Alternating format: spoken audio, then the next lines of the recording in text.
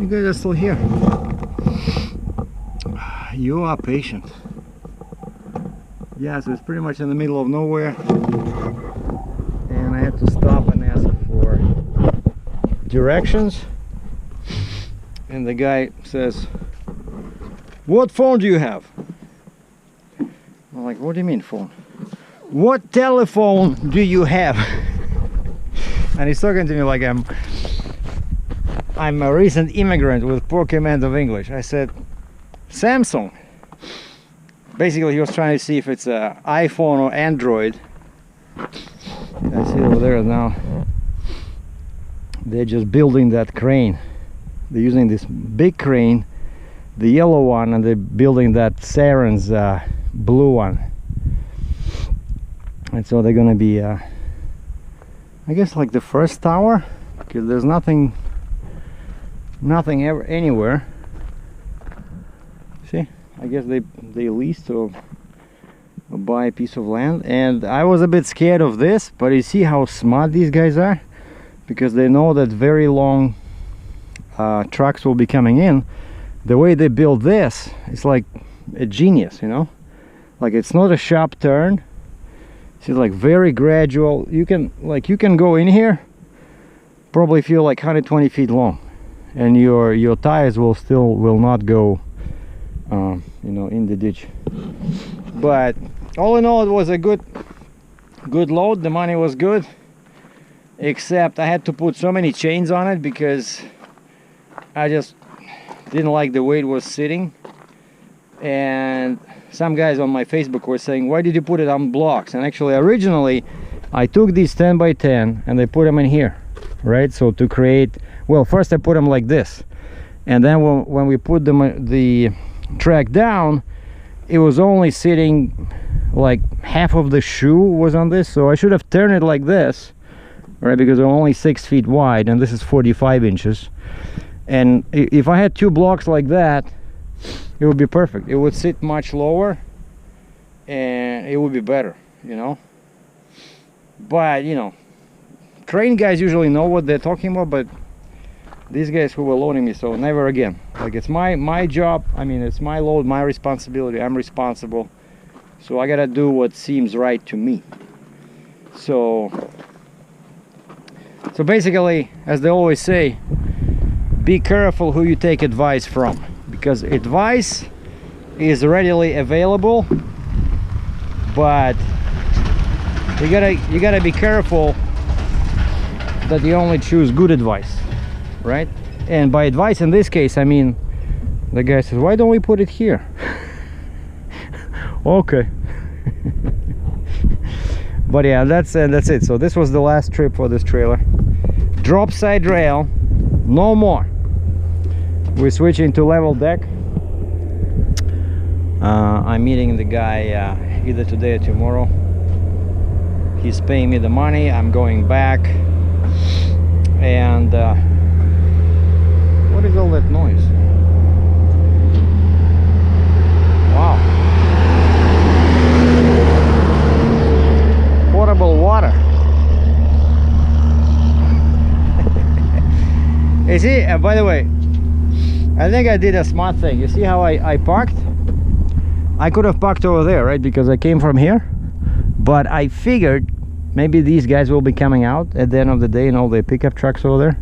So I backed like this, right, to create more space, and I came as close as possible to the edge.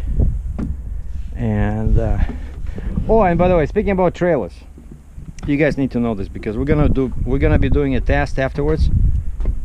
Hold on, let me create a little mini studio. Okay, how does that look? So I'm gonna put this little clamp. I love this thing. 20 bucks, and it's so useful.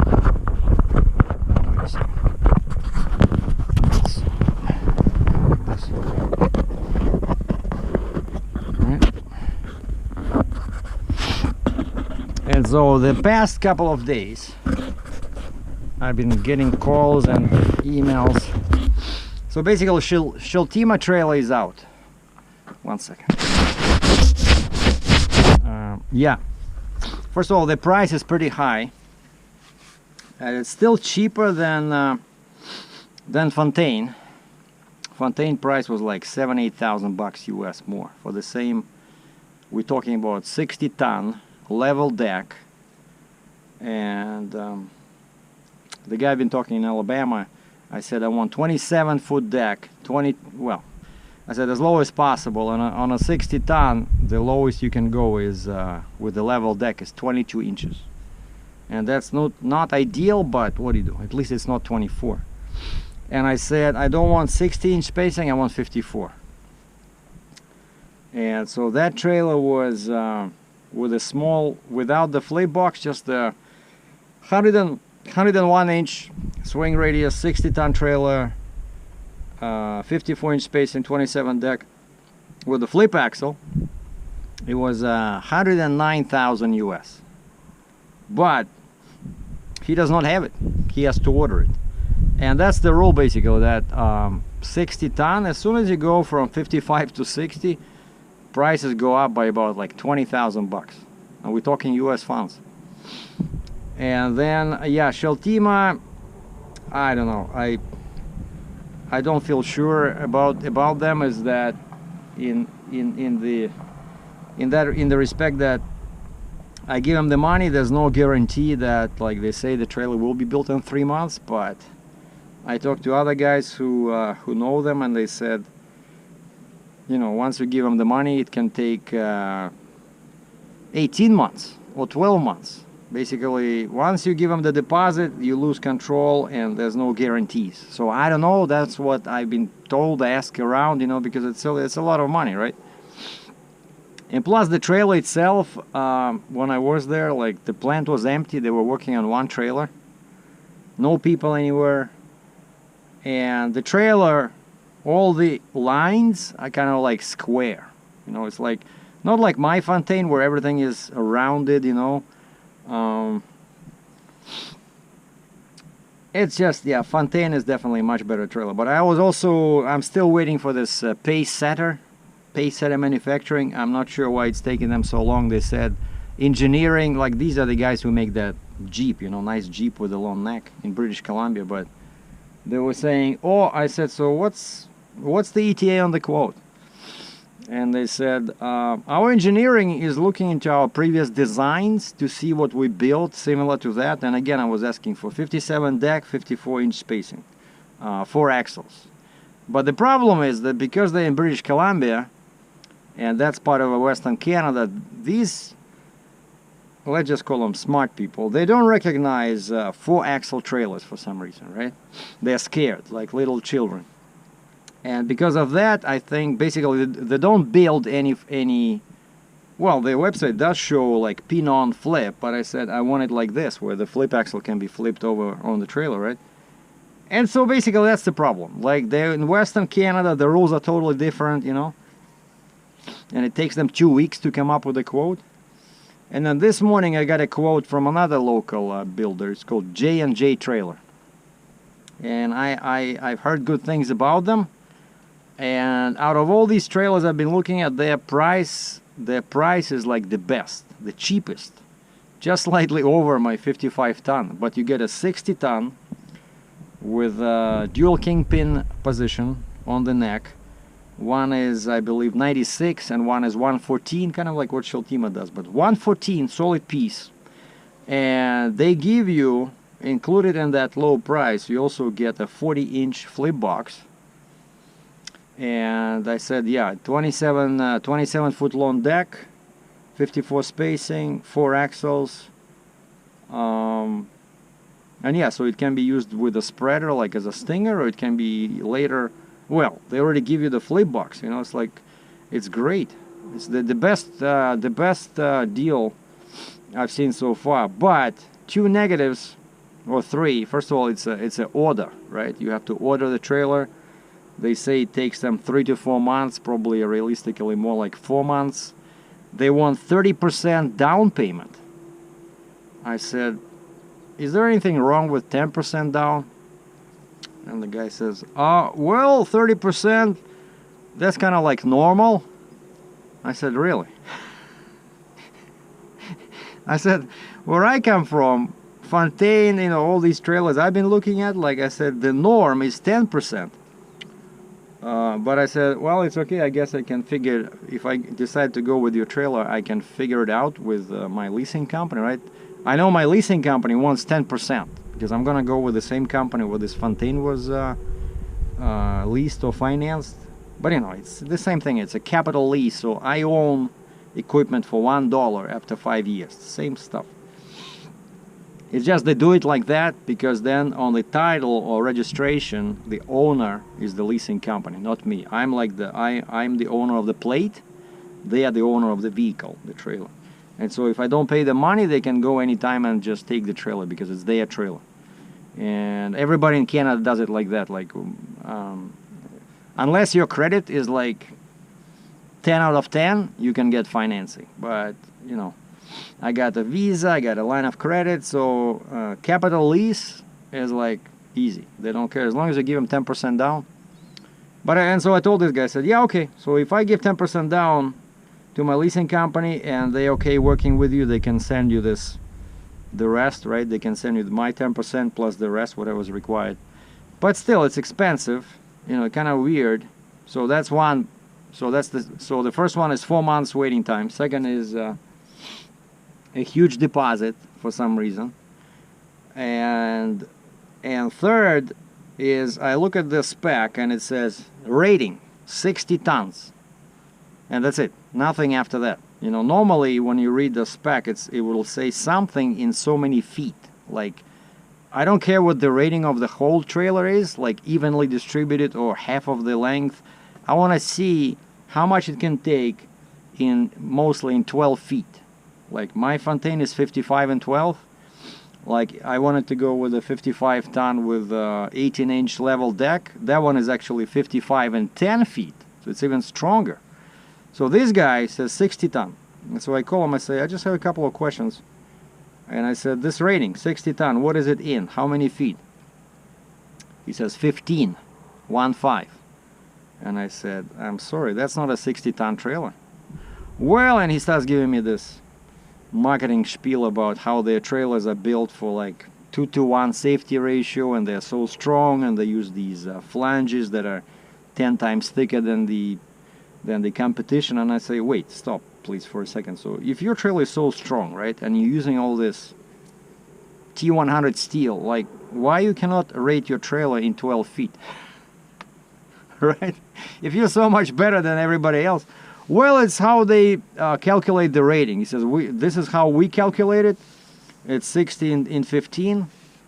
And I'm sorry, I cannot do that. Like, because you pick up an excavator, 90 or 95,000 pounds, and you know, all the weight is pretty much on the tracks, right? And typical excavator is about 13 feet, can be 12. If it's a very big one, can be 16. But still, you know, I want a 12. I want a 60 ton and 12 feet. And so we back to Fontaine, because I've been looking at online, just trying to see if I can find something without, you know, because somebody somewhere has a trailer, right? But I was looking and I found a bunch of drop set rail 60 tons. No, thank you, no. And then this guy has a trailer sitting in US, ready to go, brand new, but it says 2017. You know, these guys, you know, the dealers, they buy our trailers, and it's not that easy to sell them because they're expensive, and it's, you know, it's a specialized equipment, right? It's not like, you know, like everybody's buying flatbed or step deck trailers, right? And wow, this is like a busy city street. And so he has this trailer. And the issues with this trailer is that, well, first of all, 60 ton from Fontaine, they're all modular, right? Was actually, I was told, I never worked with a modular trailer before, but they say a modular trailer is great for heavy loads because you can shim the axles down, you know, you can unscrew those bolts in the back and then just put some shims, and so you can create an angle where axles push down, so you can actually play with the weight like that, you know. And then of course you can buy an extension, you know, so it's like you have, let's say, oh yeah, and this trailer, it's like, because it was pre-made, so it's 26 deck, 60-inch spacing, just like mine. So it's not 27 feet deck and it's not 54-inch spacing, but it's ready to go. It's sitting there. The price is pretty much like the guy that gave me the quote from Alabama, where you have to wait 3 months. So this one is ready to go, but the deck is shorter, not custom, right? So that's the thing. But also, what's weird about this trailer is that, and the guy was trying to sell me this as a best feature. He says this trailer has 2 solid axles, and then axle number 3 is actually a flip axle on a 60-ton trailer. And I said, what is that for? Like, I need 4 axles. And he says, well, the thing with this trailer is that you can run it as a 2+2, you know, like, or 3+1. Like if I buy a spreader bar, So this trailer basically, instead of a solid 3 axles, right, and then you have a flip fourth, this one has basically 2 flip axles in the back. So you can run it as a 2-axle trailer if you have a light load. You can hook up axle 3, run it as a 3-axle, then you can hook up axle 4, run it as a 4-axle. Or if you buy a spreader, right, you can hook it up either between axle 2 and 3 or between axle 3 and 4. You know, it's basically it's and he's right. And I said, what's the point, like what's the advantage of running, let's say if I do buy this spreader, 2 plus 2 or 3 plus 1, like what's the advantage? And he says, for example, in Pennsylvania, he was just using as an example, like very smart guy, you know, like usually salespeople don't know this, but this guy said in Pennsylvania, if you run 3 plus 1, you don't get as much weight. He says if you have a tandem 2 plus 2, you get like 46,000 pounds. So basically you can load 92,000 pounds. Whereas if I have like this 4 in a row, right, I can probably get 80, but most of the time they don't give me full 80, you know. But if you run 3 plus 1, they give you, I forgot, either 60 or 65 on a tridem, and on the last axle, yeah, they give you like 25,000, but he says you'll never be able to load that much because it's so far away. And it's like the difference is pretty much is or I think it was they were giving you 60 on the tridem, but anyways, there's a difference. There's a big difference. So for sure that 2 plus 2 is better for heavy loads in US. And then I thought, wait a second, what if I want to go to Western Canada, right? Western Canada, you need, for heavy loads, they don't recognize 4-axle trailers, so you need a stinger or booster. And so I called a friend of mine who works for a company out there. They do heavy haul out of Saskatchewan. I said, you ever seen over there when you're running Western Canada, you ever seen trailers 2 plus 2, or are they illegal? And he says, well, actually those are much better than 3 plus 1. He says you get more weight on them, and he says his company, they have 5 or 6 of these trailers. And I'm like, cool, you know. So then that's what I want. The guy has the trailer sitting there. It's a bit more money than I was hoping to spend, but it's not my money anyway. It's all leased, financed, you know. I just need to come up with a down payment, and we just made some money over here, right? Some serious money. We don't work for cheap. Like one guy was joking when people ask him about the rate, he says, you see this load on my trailer? If you see it on my trailer, it's not cheap. So I cannot say that about myself 100%, because sometimes you do have to take a cheap load, but yeah, this one paid good, and only 850 miles. And so now what I gotta do is, so basically, yeah, that's the plan. The plan is, as soon as I get the money, I emailed this guy right away as soon as I knew that this setup works in Western Canada, because, you know, I don't want to be limited to one geographic area, because I have a IRP, International Registration Plan license plate. Like my truck, I can go anywhere in US and Canada, so why should I be limited to one particular, let's say Ontario, Quebec, you know? Like on my CAP card I have all jurisdictions activated. Okay, I can go anywhere. And Western Canada, sometimes, you know, you can make good money, except that of course on the way out it's one way. Either you make money going in or you make money going out, but it's never both. But I want to be able to run there, and to run a heavy load you need a Jeep and a Stinger, and the Jeep will be coming. And this, oh yeah, and this guy, he can get me a flip box, but I said I don't have a Jeep now, so I'll just buy, let's say, a 60-ton with these 4 modular axles, and then later maybe I'll get a spreader. So I'll start with that. That will give me much more weight I can load, and then later I buy a flip box so I can use a Jeep. And I'm still thinking that a single axle Jeep is all I need. I don't want to mess with these tandem Jeeps. They're too heavy, you are too long. And tandem Jeep, you need a 65-ton trailer, because you can load too much. You can load 130,000 pounds, and I'm getting a 60-ton, right? And this seller, by the way, this guy that has this trailer, he says, Oh, by the way, I have a barely used 65-ton Fontaine. And I'm like, wait a second. Fontaine does not make 65-ton trailers. And he says, yes, they do. And I said, what is this trailer? And he says, well, it's a 65-ton with that spec as a 3+2. Because, you know, if you pay a bit extra, they're going to reinforce the rear of the trailer, and then you can actually pull it, try them with a tandem booster, right? Like this trailer I'm interested in. It can only do 2+2 or 3+1. It cannot do 3+2. It's not strong enough in the back, right? But I don't need that. That's too many axles, you know. But he says he has this 65-ton, and actually that's what I told him. I said, if I'm gonna be moving a tandem booster, then I need a 65-ton trailer. And this guy says, bingo, I got a trailer. He said it's been barely used. It's almost new. And I say, what's the year of the trailer? He says, 2013. Salespeople, right? Barely, almost new, barely used. I said, wait, that trailer is 5 years old, right? You know, it's 2018 now, right? So it's a 5-year-old trailer. Mine is 2 years old. It already looks like piece of, don't get me started. But I mean, it's all this big machinery, right? They always scratch it. I don't know. Some people use them for 10 years. I think you have to repaint them after 5 probably. But anyway, this guy says, no, it's barely used. Like they only use it a couple of times. It's just some company from New York State.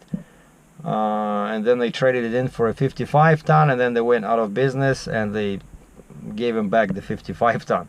But he says this one has everything. This one has a Jeep, a flip box. It's pretty much, you know, like a ready to go 3+2+1, so like 6-axle trailer, you know.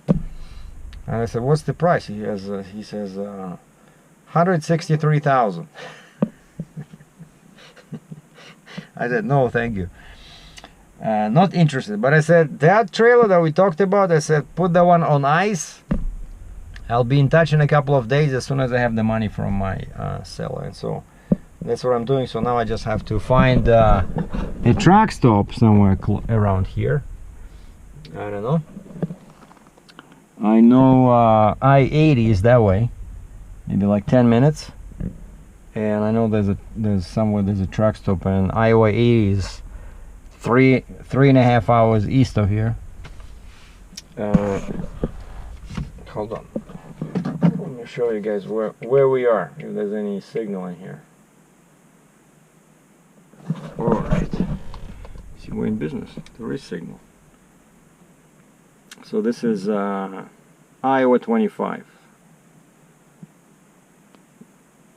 Iowa 25. There's Highway 92. So we're just south of 92 and 25. And that's 80. Casey, Iowa. Basically just southwest of Des Moines. You see here? And they made me go like this on 80 and then south on 35. And then I took US 34. I don't know why I couldn't go like this. Maybe there's but yeah, basically that's what I'm trying to do. And of course Des Moines, we are east of Omaha, Nebraska, and west of Iowa City. And that's your Chicago over there, right? That's where I am right now.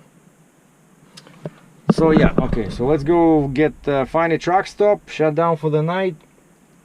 I got my bills of lading signed, so I emailed the guy. First, when I was coming in, I said arrived at consignee. I always do that. Arrived at shipper, arrived at consignee. Good communication helps, you know. Then people respect you. They know you're serious.